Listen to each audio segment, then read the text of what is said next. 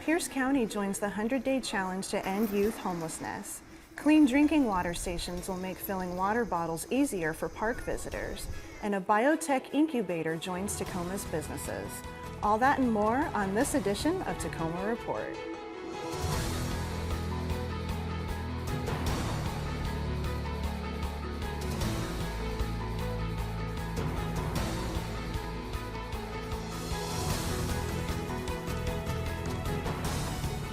Hello, I'm Anita Gallagher. Pierce, King, and Spokane counties have accepted a challenge from Away Home Washington to end youth homelessness in 100 days. The challenge kicked off on April 20th. Communities in the Pierce County region will use the 100 days to significantly and sustainably reduce the number of youth and young adults experiencing homelessness, with a focus on diverting young people from the criminal justice system and preventing homelessness. Ending youth homelessness is really important for me as mayor of Tacoma for a few reasons. We have made education a civic priority, and we know that in our school district there are many students who are homeless right now. When students are housed and secure, they will do better in school. The other reason that's also important too is that we have a responsibility to do the right thing and a moral obligation. We'll bring you updates on the county's progress throughout the challenge. The city and county's 3-year search for a site for a youth and young adult drop-in center and emergency overnight young adult shelter recently came to an end with purchase of the property located at 5401 South Tacoma Way. The property includes a retail space, which provides a unique opportunity to partner with a social enterprise retail business. 3 social enterprise businesses shared their proposals at a community event on April 27th. Homelessness is definitely a problem, and we have to address it. And I'm so proud of the city of Tacoma for taking initiative to make sure that these things are addressed for our community. The business proposals all included a commitment to improve people's lives through a partnership to help local youth, ages 16 to 24, who have struggled with experiencing homelessness gain professional training and job experience. Neighborhood and Community Services Department anticipate the retail business will open late 2017, and the shelter and drop-in center will open early 2018. The need for shelter services for youth and young adults was one of the issues Neighborhood and Community Services Department identified as part of a community needs assessment that was completed in 2016. Megan Snow brings us a report on how that assessment has changed funding and program development approaches. The Neighborhood and Community Services Department oversees funding allocations for programs that provide services for mental health, homelessness, student internships, domestic violence programs, and ending sex trafficking, as well as provides direct services to 2 city-operated senior centers, community outreach work to enhance neighborhood safety and health, and reduce blight. So for the 2017-2018 biennial budget, the Neighborhood and Community Services Department will invest close to $35 million. We want to build successful neighborhoods. Successful neighborhoods are comprised of individuals who have a self-determination, a self-actualization to be the best that they can be in their community. The Community Needs Assessment identified several areas of need that caused the department to reorganize into teams focused on homelessness and housing stability, social wellness, opportunity and achievement, neighborhood enhancement, and code compliance to better ensure positive outcomes for residents. For Tacoma Report, I'm Megan Snow.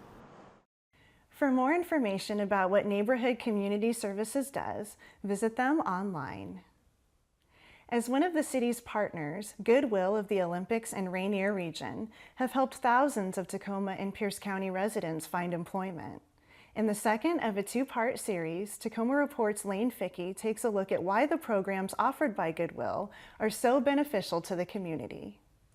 Whether it's learning how to manage a retail store, developing custodial skills to gain employment in the hospitality or hospital industry, or fine-tuning office and computer knowledge, Goodwill of the Olympics and Rainier region is where many hopeful job seekers are going to learn employment skills. Goodwill offers a variety of training programs designed to put people to work and develop a career. It's a winning process on many levels. With our training programs, we're actually developing the workforce that then is going to be employed out in the community. So we're helping local businesses meet their labor demands filling jobs. So it's good for the community and for the businesses. Goodwill is able to offer training opportunities throughout the region. This is a distance learning class for warehouse management and logistics, with students taking part in classrooms located in Tacoma, Yakima, and Longview. The concepts used by Goodwill for all of their training programs have been very successful. Ultimately, how we know it's working is that people are getting jobs, and our graduates are getting jobs, more importantly. So that's really kind of our litmus test is, are graduates getting jobs? What kind of feedback are we getting from the employers in terms of the quality of the candidates that we're producing? And we also follow up with students for a year after they complete. So we don't just graduate them and then see you later. We actually stay in contact with them for a year, make sure that everything's going okay. If they need help, then we will provide that assistance to them.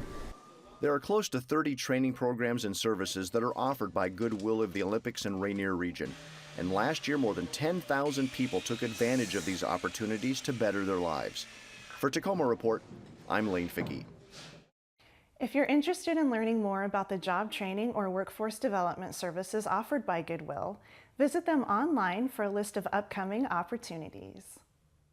Up next, Linda Womack, Minority Business Development Director, will join me in the studio to talk about the work the city is doing to assist minority-owned businesses.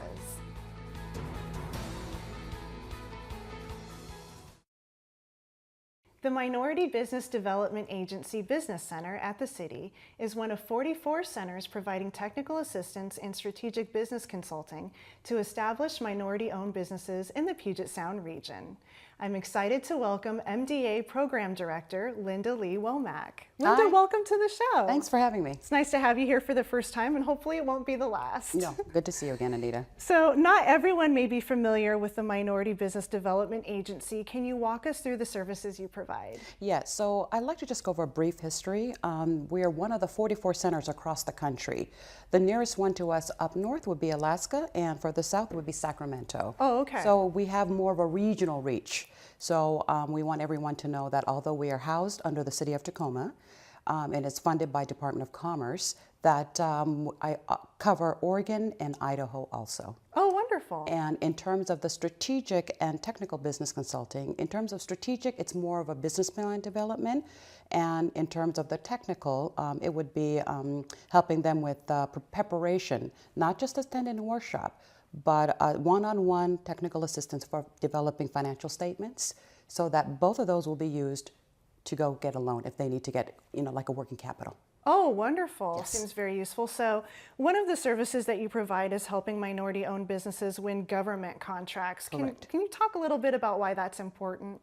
Well, it's, believe it or not, it's interesting to know that the government in 2016 awarded $472 billion in procurement contracts. So that's a lot. That is a lot. And I always tell clients that, that is a way for businesses to establish themselves and also gain financial independence in the American economy. So might as well take advantage of that. Absolutely. So what has been the biggest barrier that you've seen for most minority-owned businesses in winning government contracts? The first thing is they just feel overwhelmed with the process. And so I always tell minority firms, whether they're a minority firm or non-minority firms, everyone can participate in this, in this opportunity that the federal government offers. So the biggest barrier, I think, is first them feeling overwhelmed. Secondly, not understanding that they need a DUNS number, which is a data of universal numbering system, and this is tied to Dun & Bradstreet. They are the ones that monitor this, and it's tied to your credit. Oh, okay. So. First thing first, we always like to recommend is to use one of our strategic partners, which are funded by SBA, and that is called the Procurement Technical Assistance Center. Here in Tacoma, they're located at the Bates Technical College, is a small business resource center. They have classes every month for the general population to go in to understand the federal contracting procurement process. And once they decide that they really want to go after a certain contract, I would love for them to come to our agency here at the City of Tacoma and look at some of the history of that bid. Because in order to understand how they're going to be able to procure this contract, it's important to understand the history of that contract. So that's how we can support them and lower some of the barrier. Well, yeah, it sounds like you do a great job of that, and that makes a lot of sense, and I'm sure is very useful for the businesses you work with. Well, it's a good thing that we have systems as well as it's called a e-pipeline, which is a kind of a sorting and aggregate system that we can look at all these federal contracting opportunities. And so we want people to understand that when everyone benefits, the minority benefits also. So these services are available to them for free. So. Oh, that's even better. Yes. So how can businesses get in contact with your center? Well, I believe they're going to be listing a number, correct? Okay, so they can just contact us there. Somebody will be there to answer the phone. And also, if they're interested in federal procurement, to please reach out to the PTAC centers that are located throughout the state of Washington. Wonderful. Well, thank you so much for joining us, thank Linda. you. Hopefully it won't be the last time. See you again. Okay. Okay. Tacoma's plastic bag ban is scheduled to go into effect. We'll tell you when you need to be prepared for the change after the break.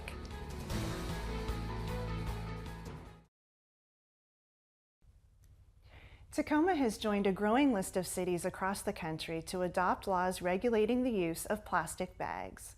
Stacey Ellifrit has more on the city's new Bring Your Own Bag ordinance that's going into effect this summer. Single-use plastic bags are convenient, but can have long-term effects, ending up in landfills or as litter getting into local waterways and causing harm to marine wildlife. A number of cities have passed restrictions on these bags, and Tacoma is one of the latest to join this group. Bring Your Own Bag ordinance was passed by the Tacoma City Council in the summer of 2016, and it puts restrictions on disposable shopping bags in order to reduce waste and litter here in Tacoma. This law will have an effect on customers and businesses alike, and the city wants people to be ready to bring their own bag when shopping at Tacoma area retail stores. The Bring Your Own Bag ordinance goes into effect July 12, 2017. All retailers will no longer be allowed to distribute the thin plastic t-shirt bags, and any paper bags that they distribute, they'll have to charge a minimum of 5 cents. Shoppers will still be able to get produce bags, small plastic produce bags or small paper bags for free. As always, we encourage people to bring their own reusable bag. There are numerous chances to learn more about the ordinance and how to prepare. Well, we're creating a lot of resources that we're going to put on our website, both for shoppers and for retailers. We really want to try and make it easy for everyone. So we'll have some point of sale signs and materials for the retail shopping establishments, as well as some reminders for shoppers so they remember to bring their own bags from their cars or their homes.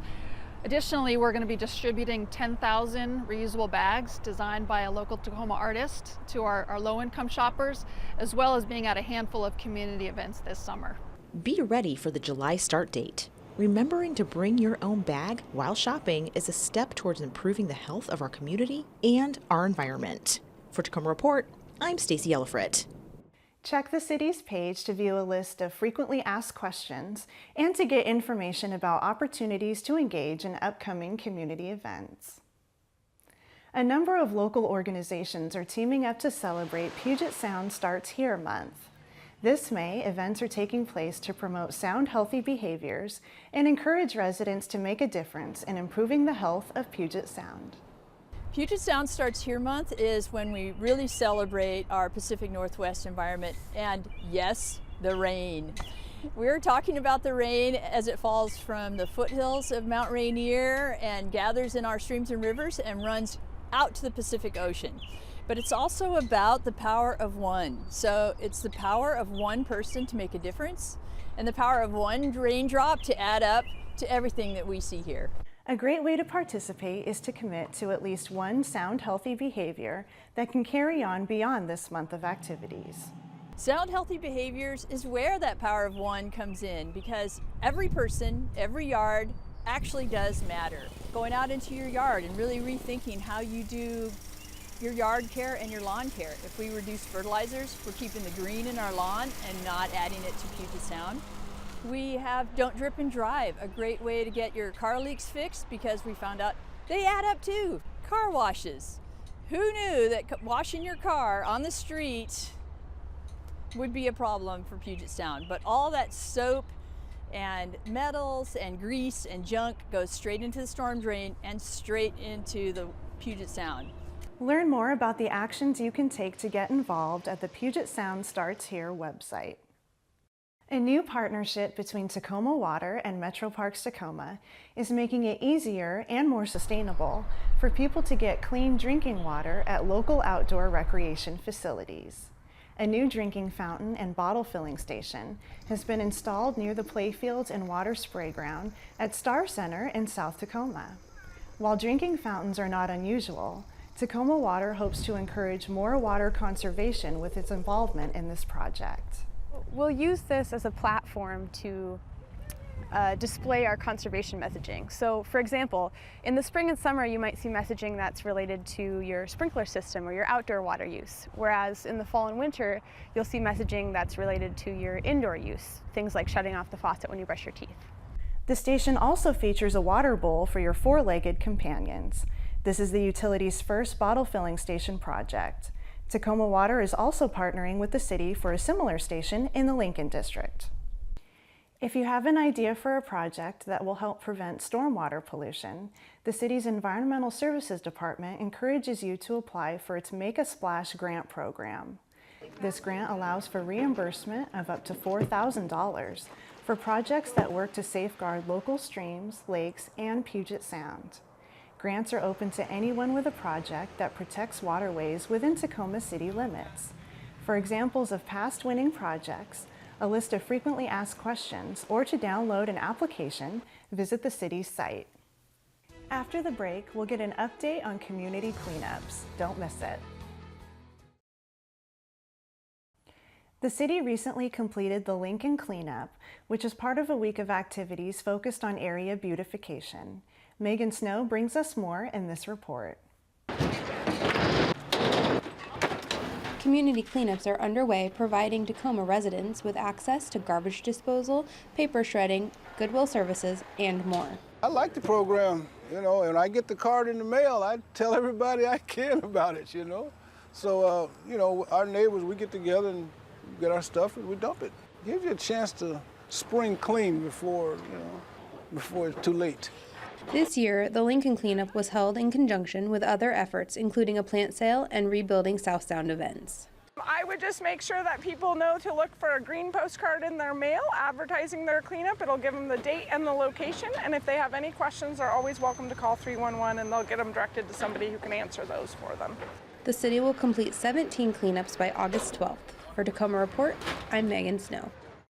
For a complete list of community cleanups, go online. The Readiness Acceleration and Innovation Network in Tacoma is a space designed to bring scientists, entrepreneurs, and industry experts together to collaborate on research and development, with the ultimate goal of creating challenging and well-paying biotech jobs right here in our city. Maria Lee takes us inside the RAIN incubator. Affectionately known as the Wedge because of the way it's shaped, this is the center of operations for the Readiness, Acceleration, and Innovation Network, known as RAIN for short.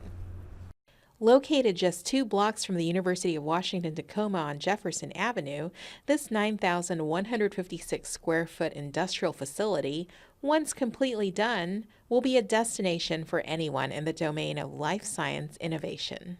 What we're trying to do is really bring this down to an everyday level. Biotechnology is influencing how we produce food, how we clean up our environment. And there's very interesting technologies. What I want to do is get students exposed to them now and then really create jobs in the area. And Tacoma's the perfect place for that. One of RAIN's major goals is to encourage University of Washington Tacoma graduates to keep their talents in Tacoma. I think this is the beginning of a sector, biotech sector. So we're going to start modestly, as we should. We might not be curing cancer here in Tacoma in the next few years, but we might be, developing some of the precursors that go into that sort of research. Tacoma is ready for this. RAIN is a partnership between individual representatives from Madigan Army Medical Center, Multicare Health System, the University of Washington, and the City of Tacoma. For Tacoma Report, I'm Maria Lee. If you're interested in becoming a member, go to rainincubator.org for more information and to schedule a meeting with them. Pierce Trips wants to reward residents for riding their bike everywhere. As part of May's Bike Month, the Bike Everywhere Challenge utilizes Pierce Trips, an initiative that offers incentives to riders to use their bike for local trips. Beyond this fun challenge, residents can participate in Pierce Trips all year long. Pierce Trips promotes using smart commute options such as riding the bus, van pooling, carpooling, walking, biking, working from home, and working a compressed work week schedule. They can participate when they choose a smart transportation option to get to work or anywhere they frequently travel, such as school, the store, museums, parks, concerts, even sporting events. They can log their trips on piercetrips.com, and as they log their trips, they can see how much money, fuel, and greenhouse gases they can save. As riders participate in this initiative, it's important to remember some simple rules to stay safe while on the road. It's very important to wear a helmet. Some cities and counties do require helmets. It's also good to wear reflective gear, some type of reflective gear when you're riding. They should ride with the flow of traffic, ride as predictably as possible, and always use hand and arm signals. Pierce County Bike Map is a good resource when you're deciding on a route. When I was riding, my bike buddy and I planned our route, and then we rode beforehand, and so it made a smoother ride into work. All Pierce Transit buses and Sound Transit buses are equipped with bike racks, and so cyclists can choose to bike and bus. Residents can start logging their journeys now for trips in May and beyond. Visit the Pierce Trips website to get started today. Staying healthy goes beyond staying active. The Tacoma Pierce County Health Department is reminding people of the importance of vaccines and disease prevention after a student in Gig Harbor recently tested positive for tuberculosis, which is a bacterial infection that often affects a person's lungs. Currently, the health department is monitoring 10 students and 6 staff members who were in contact with the student. This is the latest communicable disease outbreak this year, which has been one of the worst in recent years. Mumps affected 60 people earlier this year, and the flu claimed almost 50 lives in the county. For the latest updates, please go to the health department's website. If you're in the area around the convention center, you will notice sidewalk closures have been installed. Construction will begin to build a ramp from Commerce Street to the parking garage under the Greater Tacoma Convention Center. A fence will be placed to secure the development site, blocking access to the surface lots and the Carlton parking structure at South 17th and Commerce Streets. That's all the time we have on this edition of Tacoma Report. A great way to find out about the services the City of Tacoma has to offer is by going to cityoftacoma.org. Until next time, I'm Anita Gallagher.